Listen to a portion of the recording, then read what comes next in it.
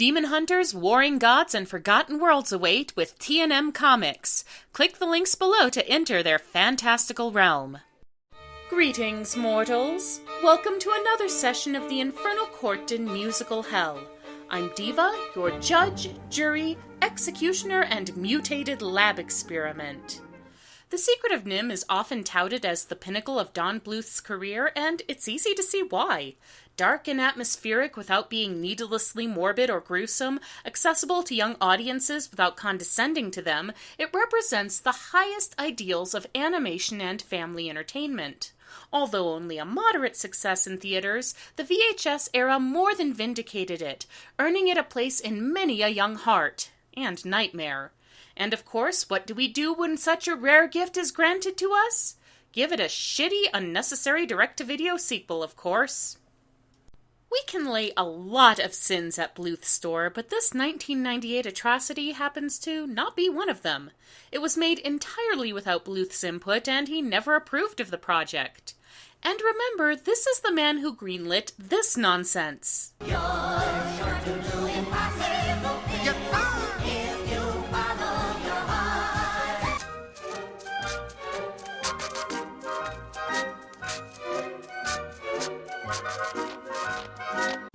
Not exactly encouraging, is it? But on we press. Let's examine the case of The Secret of NIMH 2, Timmy to the Rescue. We begin with some footage from the original movie, always a bad idea when you're about to present something inferior in budget and development. The prophet Nicodemus predicted that NIMH will again thrust its evil on the rise, and a son of Jonathan Brisby will be chosen to save them. Okay, not sure when that was supposed to have happened, since Nicodemus got smushed and all. Maybe it was a deleted scene. After the titles, we find Timmy and his older brother Martin racing walnut shells, and already you can tell this isn't going to live up to the original because of sin number 1. It's far too bright and cheery.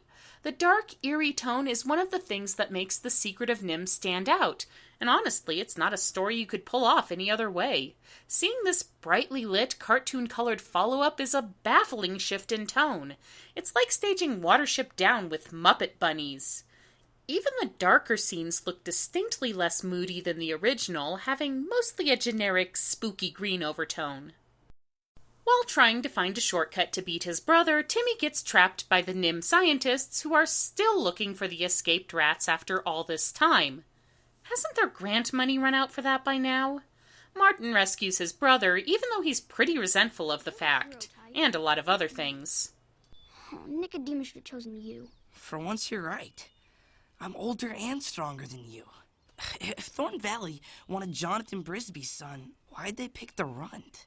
I wasn't given the impression that Nicodemus had gotten that specific, but okay. Apparently Timmy's been selected as the official chosen one. And Jeremy the Crow, voiced once again by Dom DeLuise, who apparently never turned down a gig in his life, is about to fly Timmy to Thorn Valley, where the former rats of NIMH will give him a thorough education in all things Child of Prophecy-ish. Martin gets over himself long enough to give Timmy his slingshot as a going-away present and Chekhov's gun. Keep it. Someday you'll figure it out. I'll miss you, Martin. Timmy! You're the best big brother ever. Yeah, after all, he only belittled you and openly called you cowardly and useless and a poor excuse for a chosen one. I'm just saying, Timmy, you might want to raise your standards a skosh. After Timmy leaves, Martin goes right back to sulking about not being chosen for specialness by Nicodemus and goes off to prove himself. Meanwhile, Jeremy tells Timmy about his destination. Nope, we are not dignifying sin number 2 with a reference to a much better movie. Especially after Timmy lands in Thorn Valley and we're treated to lyrics like this. Come make the most of your life. The finest needs, nicest life, the largest and the nicest life. Honestly, the song makes Thorn Valley sound less like a utopian society and more like a theme park. It doesn't help that the singers sound like minimum wage performers who can't be bothered to muster up any more energy than the song deserves, which isn't much. After being escorted to the Hall of Scientific Rodentist? Really? You learn speech and written language and that's what you do with it? Conjure up this sub-wicked mangled syntax? And instantly being given the key to the city despite having done absolutely nothing so far, Mr. Aegis and Justin start teaching Timmy in the ways of science and vague advice. Look, Simba. Everything the light touches is our kingdom. And Timmy uses his newfound knowledge to torture snakes. Maybe his destiny is to become the next Joffrey Baratheon. If snakes go flying through the air, humans might find out about Thorn Valley. Look, Mr. Aegis, if the humans haven't already figured out there's something fishy about the large, complex crop and irrigation system clearly visible from the air, I'm sure a couple of launched reptiles isn't going to make that much of a difference. For his own part, Timmy struggles with the pressure to live up to his father's legacy in sin number 3, I Will Show the World. As the song progresses, Timmy grows from child to pre-adolescent to young adult, none of whom can sing. Never live up to the deeds that you did. Why don't I have you? I will show the world I'm my father's son. One day you'll see I will equal your fame. Also, the music is way too upbeat and cheerful for this theme. It's more hero enters the big city for the first time than uncertain youth wants to find his way in the world. The now 17-year-old Timmy goes with Justin, who, even by enhanced rat standards, is aging remarkably well, on an expedition to the local dump to pick through the humans' trash for upcycling material. Much to his disappointment, he's given the job of keeping an eye out for the junkyard dog, so he immediately begins pitching a fit. Tag along, Timmy. That's all I'm ever gonna be. I'm never gonna see any real action. And when he hears a strange noise, he immediately abandons his post, breaking his warning whistle in the process. And when the noise turns out to be a fetching girl mouse named Jenny, he misfires his slingshot and wakes up the dog he was supposed to be watching out for. And his awkward attempts to flirt with Jenny nearly get him killed. What's the matter? Sit. Cat got your tongue? Close. Hey, you turned off the lights. Look, I know your average child of prophecy can be a bit dense sometimes, but this is just moronic. Sin number 4 for Timmy not learning anything from his expansive education, mostly because he's never forced to face any consequences for this episode. See, it turns out that Jenny is literate too, so when Timmy, he's going by Tim these days, but I refuse to allow him that dignity, besides it's your title movie, gets called out on the carpet by the Thorn Valley High Muckety Mucks, he just goes, "Yeah, I'm sorry, but more importantly, this chick I picked up can read," and the incident is instantly forgotten. And who might your parents be? The McBrides. What? Well, I'll be 2 of the lost 6. So, it turns out the 6 mice who died in the NIMH escape attempt didn't actually die, but wound up in the basement and got recaptured by NIMH staff member Dr. Valentine. Jenny explains Valentine has gone full mad scientist, doing increasingly evil things to the lab rodents and also a couple of alley cats, one of whom looks like Moira's for Sona. Valentine is planning something for the next full moon. Were-rats, perhaps? And there's no time to lose, so the council deliberates. We have agreed. You are not orcs. Actually, they've decided that they can't risk the safety of Thorn Valley by going back to NIMH, and Jenny and her family are just screwed. Jenny, who's already proving to be a better hero than the title character, isn't about to take that sitting down. I'm not going to let anything happen to my mother and father, and that's that. I can't let you leave. Good night, children. Sorry to keep you a prisoner. Wait, what? Did they forget to finish the scene, or did the editors from Glitter get a hold of this? Sin number 5 is the movie's choppy storytelling. It's trying to cover a lot of ground in just over an hour, not counting credits, so a lot of scenes tend to get dropped without any resolution or switched away from at random. This isn't building tension so much as incoherency. Plot information is also handed out at random, like when Jenny gets Timmy on her side by revealing how she learned about Thorn Valley. I remember him saying it was south by south by south. Martin said that. You know, I'd forgotten, but I think that was his name. My mom's letter said he disappeared. She had no idea what happened to him. That's really not the sort of plot point you want to drop with, "Oh yeah, this happened several years ago and it's a really significant event for the characters. Did we mention that?" Despite being under close guard, Timmy and Jenny escape on a makeshift hot air balloon, but are quickly taken down by a marauding hawk. Lost in the woods, Timmy remembers his mother's advice to seek out the Great Owl if he ever needed help. Luckily, a passing caterpillar named Cecil happens to be in with the Great Owl. Unfortunately, he's throwing off more shady conman vibes than a Harold Hill audition. Who goes there? My name is Timothy Brisby. Really? I knew a Timothy Brisby once. I mean, who is this Timothy Brisby? That's Smarts. Ow! How'd that happen? Yes, in the worst case of animal spiritual leader fraud since an ape threw a lion skin over a donkey, Jeremy is posing as the Great Owl in order to defraud the forest animals of their riches and give Cecil an opportunity to sing Sin Number 6, Magical Mystery Show. Take the chance of a lifetime. Find out what you should know. A revelational, scintillational, magic mystery show. This song is terrible, but why should it be different than the rest of the songs so far? More to the point, it just raises more questions than this entire plot detour is worth. How did Jeremy and Cecil know each other? Why did they start up this scam? For that matter, what happened to the actual Great Owl? What exactly did the writers think this entire side trip contributed to the movie, besides an annoying sidekick character and a painfully lame calypso? Even if we pretend the song isn't horrid, it, and the finale where Jeremy's wig is yanked off exposing the charade, should have taken place before Timmy was in on the whole scam.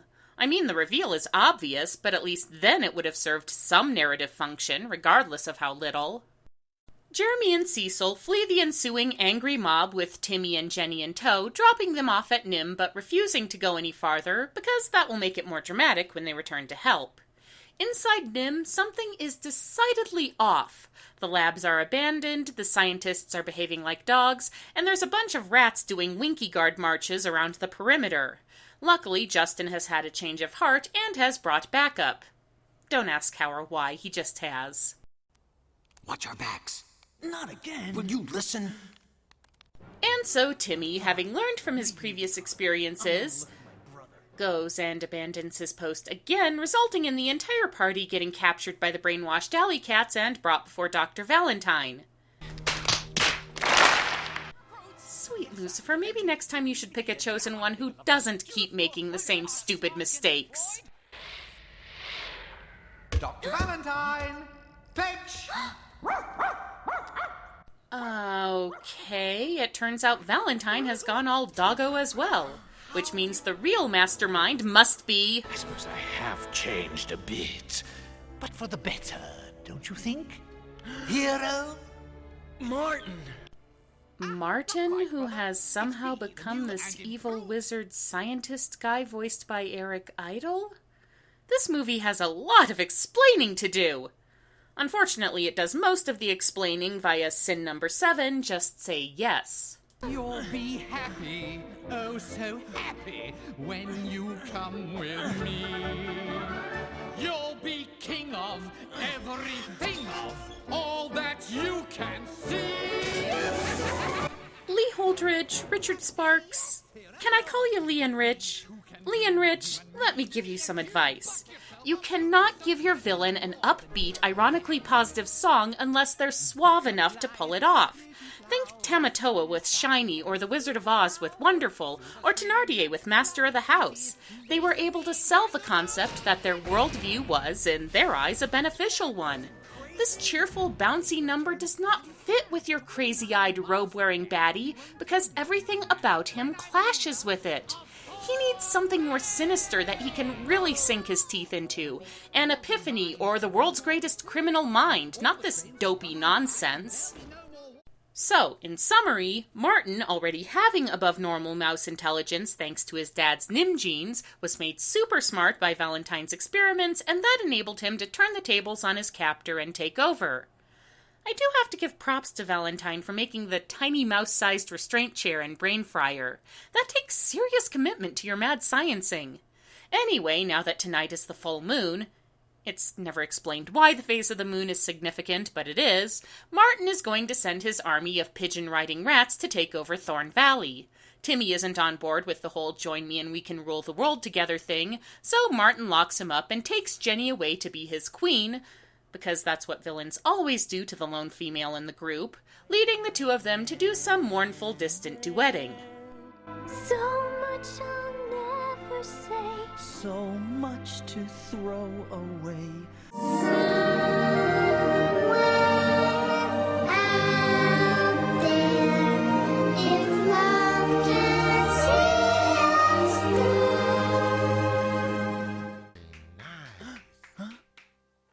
You'll make someone a very nice doormat someday. Oh, hey, look, the self-proclaimed coward has returned in the nick of time to help the hero. Didn't see that coming. Cecil is all, hey, cheer up, everyone makes mistakes, which is enough of a moral to convince Timmy to use his key to the city, which he's apparently had this whole time and which I completely forgot about until now because it was literally in the movie for all of 5 seconds, to jimmy the door to his cage and escape. And now he really has learned his lesson about thinking through the consequences of his actions and is going in with a plan. Call yourself cats? You can't catch me!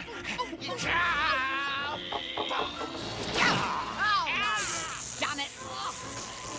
Said plan involves accidentally setting the building on fire. Maybe I spoke too soon. After sending the cats down the elevator shaft, Timmy rescues Jenny from his wayward brother and tries to go with the "they're still good in you" routine, which is slightly hampered by Martin trying to decapitate him. There, that's for being so evil.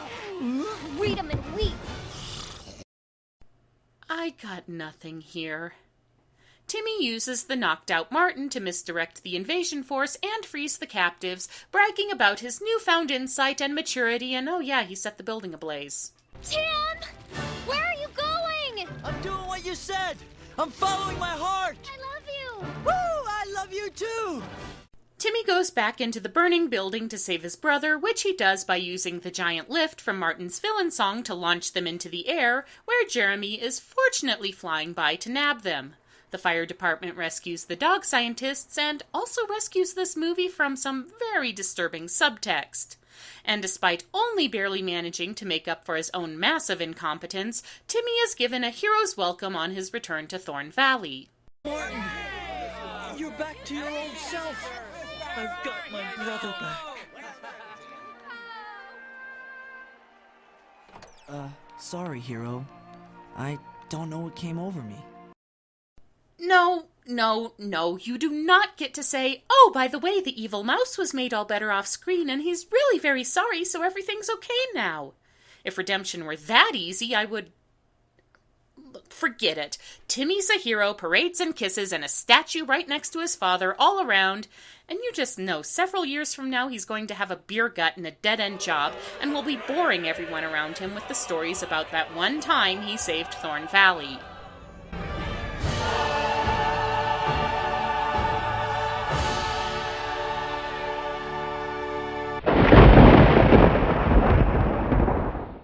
As awful as The Secret of NIMH 2 is, there is the seed of something that might have been good inside it, with the conflict between the two brothers who both want to live up to their legendary father's legacy. But it's smothered under the low-quality animation, choppy storytelling, terrible songs, and generally useless protagonist. It's a painfully unworthy follow-up to a cherished classic, and the court of musical hell orders that all those involved be trampled by a crowd of rabid PETA protesters. So let it be recorded. This session of the Infernal Court in musical hell is now adjourned.